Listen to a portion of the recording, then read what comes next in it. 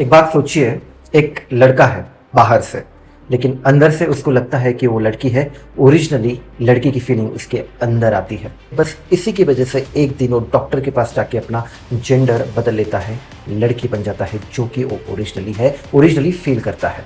इसको हम बोलते हैं ट्रांसजेंडर। और एक दिन उसको ओलंपिक्स में जाके पार्टिसिपेट करना उसके मन में आता है।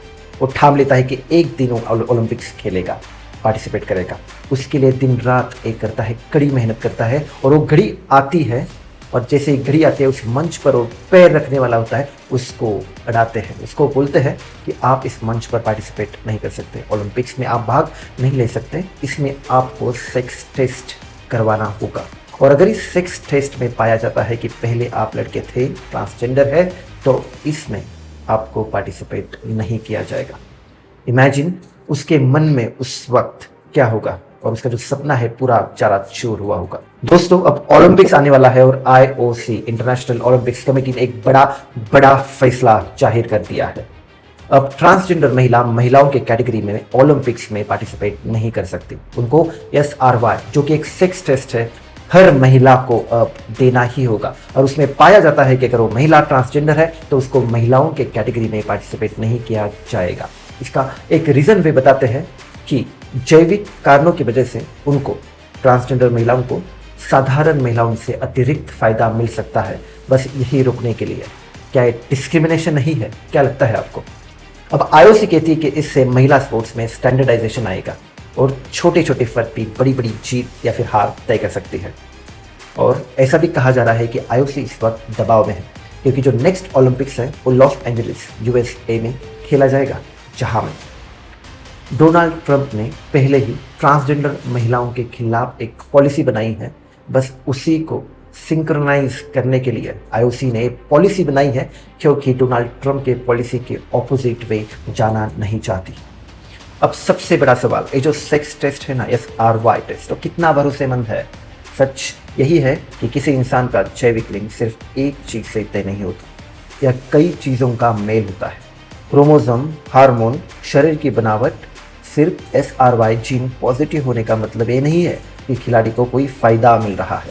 और सबसे अहम बात, आज तक कोई ठोस सबूत नहीं मिला है कि ट्रांसजेंडर महिलाओं को खेल में कोई तय बढ़त मिल सकती है। अब इस फैसले का किस पे सबसे ज्यादा असर होगा?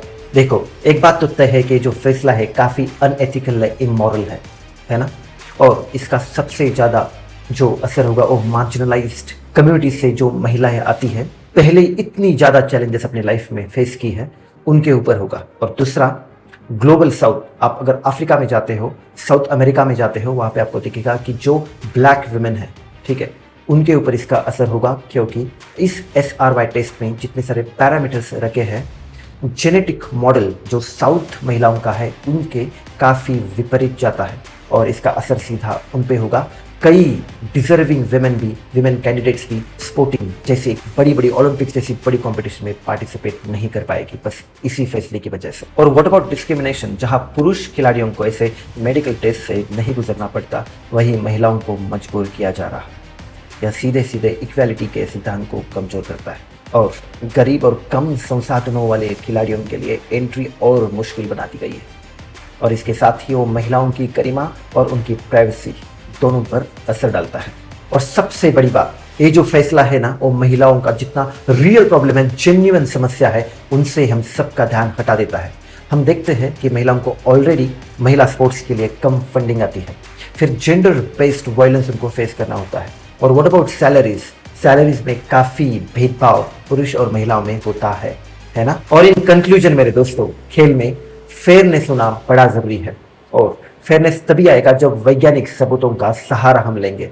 लेकिन अगर वे वैज्ञानिक सबूत, अगर वो फेयरनेस, अगर महिलाओं के मूलभूत अधिकार छीन लेता है, तो फिर it is not fair, isn't it? क्योंकि फेयरनेस के नाम पर, सुरक्षा के नाम पर, अगर डिजर्विंग महिलाओं के रास्ते बंद कर दिए जाते हैं ना, तो फिर वो सुरक्षा नहीं रहती, वो बन जाता है भेदभाव।